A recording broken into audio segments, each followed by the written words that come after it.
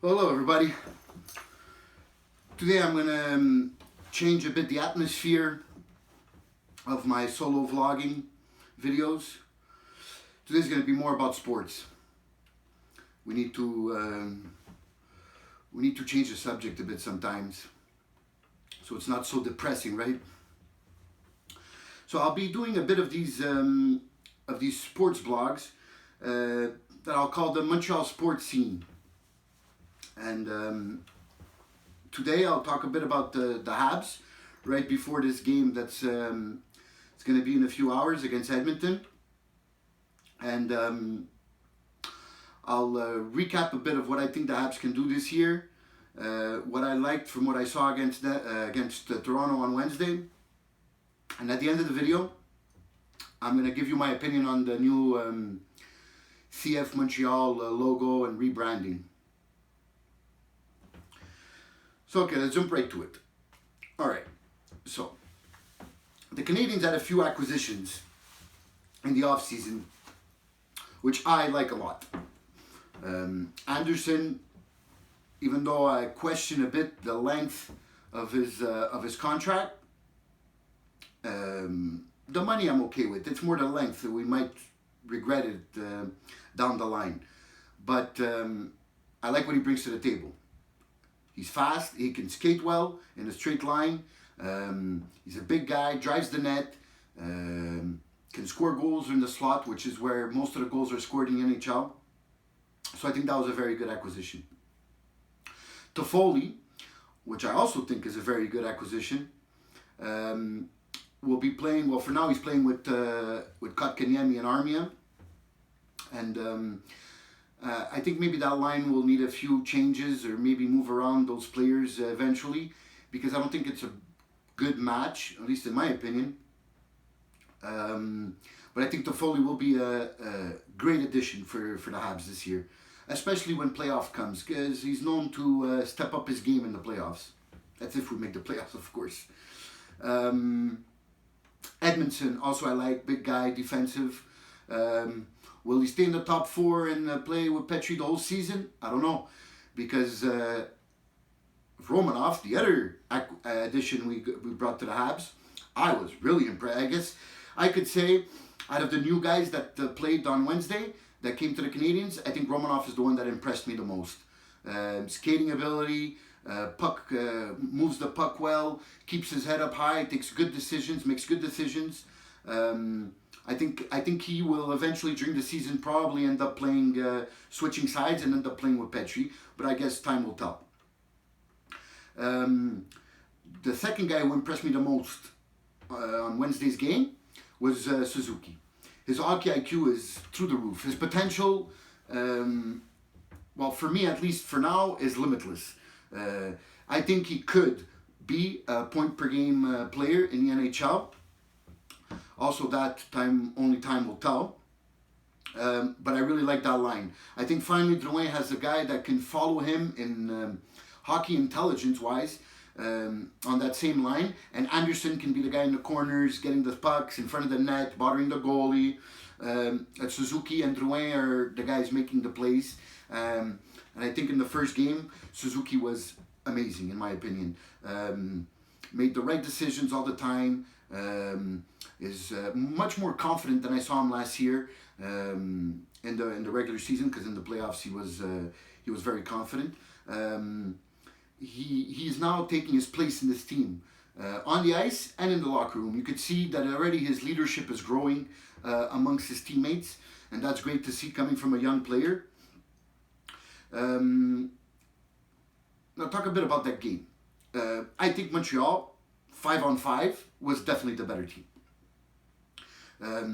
We had puck possession more, we were more threatening in the offensive zone on 5-on-5, so much so that we had the lead in the second period in that game.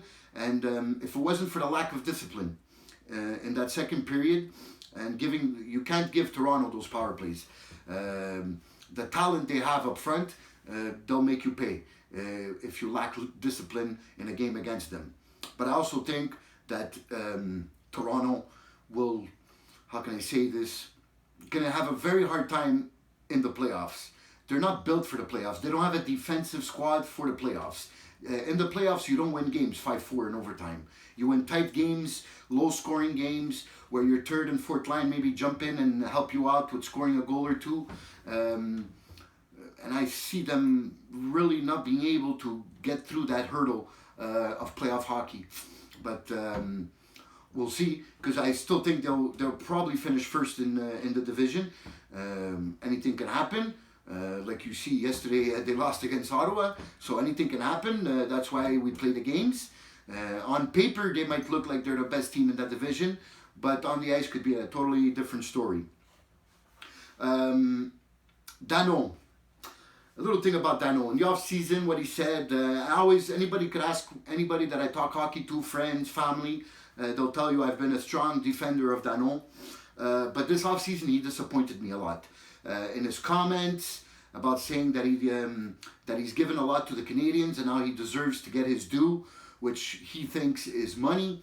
But I think we can pay him a reasonable amount of money for his value, and be on a maybe championship winning team, which I think sometimes making $1 million less, but having that ring, that chip like they call it, is kind of important. So that disappointed me a bit about Danault. Another thing that disappointed me after watching that game, he didn't seem in 100% game shape. It really stood out for me to me in overtime. He played that first shift. He stayed a minute on the ice, and already at the end of that shift, he seemed tired. His legs were already doozy on that breakaway that he looked horrible on. I don't even think he got a shot off. Whatever deke he tried to do, I don't know. But you already saw that he was losing his legs. Then Julien went with Suzuki after, went with Kotkaniemi, went with another duo, and then ended up putting back Danault. After, I think it was a minute and a half or 2 minutes that he was on the bench, not enough time to get back his breath or his be at full speed to play on a 3-on-3 in overtime. And you saw right away when he got on the ice, I guess maybe it was the face-off. Claude Julien wanted him for the face-off, but I guess he could have told him take the face-off and come out right away. But whatever, you saw that he was really out of it. His legs weren't in it no more, and that caused a bit of how can I say this? A bit of laziness on his part, which ended up causing the goal. I know Drouin a bit of a mistake too on that turnover, but you had Tatar and Gallagher, which are your two best goal scorers from the year before, that never saw ice time in overtime. So I think that's something to look at. I know they didn't have much time to practice. They'll have more time to practice in the upcoming days and weeks. So maybe they can work on that. What else can I say about Danault? I guess if Danault can understand that he could be maybe one of the best, well, no, when I say the best, maybe not the 5 best, maybe not even the 10 best, but probably the 15 best third line centers in the league, and that he could be a really important asset on a championship team, then I'll start defending Danault like I used to, because that was really a disappointment to me. That goes for Danault. What else can I say about the Habs? We can talk about the Dubois trade. Rumors of a trade. Apparently, he's announced to his teammates and the coaching staff that he has asked for a trade, wants to leave Columbus, and Tortorella confirmed it. So, obviously, probably all 30 teams, 31 teams now, are interested in Dubois on their team, to have him on their team. And it depends on what they're asking for. And I'm pretty sure they're going to ask for a lot. Now, the rumors at the beginning were that Columbus was asking for Suzuki, Romanov, or a combination of both, and those are no-nos for me. Those are big no-nos for me. You don't touch Suzuki, and you don't touch Romanov. You want to talk about Kotkaniemi? We can talk about Kotkaniemi. We can even throw Mete, Cofield. We can throw those names out on the table. I'm ready to to have a debate about that. But Suzuki and Romanov, no way. I would love to have Dubois. I think with Dubois on the Canadiens as your second line centerman behind Suzuki, and Dano finally being in his chair in the third line centerman, I think would be very good for the Canadiens. Imagine a line of Dubois, Toffoli, and Armia instead of Kotkaniemi in the middle. I think could be much more dangerous for the other teams and will be a much more balanced. Because Kotkaniemi, they're both third overall picks, so I guess in that aspect it's pretty fair. But Dubois in his development is much more advanced than Kotkaniemi. Dubois showed much more than Kotkaniemi has. Even though Kotkaniemi did play good in the playoffs last year, and when he came back from Laval after that injury, we saw a different Kotkaniemi, and I think there's room there for improvement. But he's not there yet. So if they're willing to take a Kotkaniemi, a Mete, and then a prospect or a high draft pick, first round or second round, or a Cofield as that third piece, I think we could talk about that. It would be very interesting. What do you guys think? Leave your comments in the comment section. I would like to know what you guys think about the Dubois trade and about the Canadiens' prospects for this upcoming season. Now, okay, so let's talk about this rebranding of the formerly known Montreal Impact. CFMontreal, Club de Foot Montréal. Okay. The name, I don't mind the name. I think Impact was not a football culture name.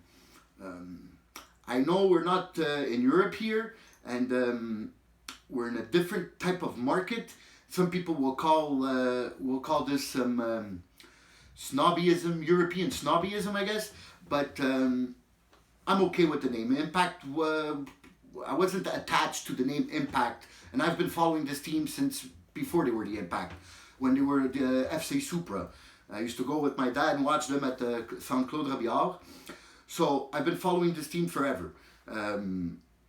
Like I said, I wasn't very attached to the Impact name, but attached to the team.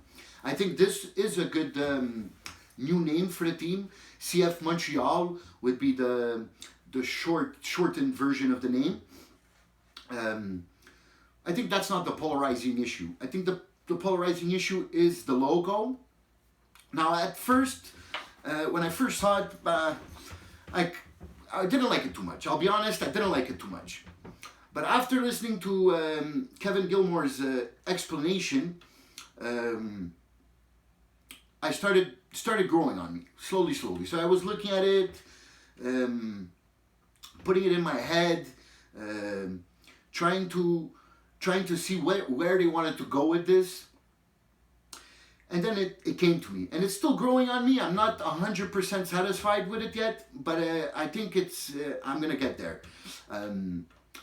This is the snowflake that really bothers me a bit, but really it's not a snowflake, because it's M's that form M's for Montreal, and that form kind of a symbol of a snowflake, and then the arrows pointing to the middle, which symbolizes the Montreal Metro, which is iconic for anybody that's ever been in Montreal, has seen that sign, that symbol. I also like the fleur de lis on each side in the middle. I like the little blue borderline around. I think it should fit nice on the jerseys, and I've seen the hats and the scarves. Actually, the hat, I already ordered it. Should be coming in soon. I really like that black new brand hat of the Club de Foot de Montréal. So that's basically my opinion on it. I like the symbolism that it brings. I like maybe also the international attraction that it has. It's more of an international feel, more of a football culture feel, and I'm really starting to like it more and more every day. I would really like to know you guys' opinion about the logo. Please leave your comments in the comment section, and while you're at it, press the like button. It will be really helpful. Thanks, guys. See you soon.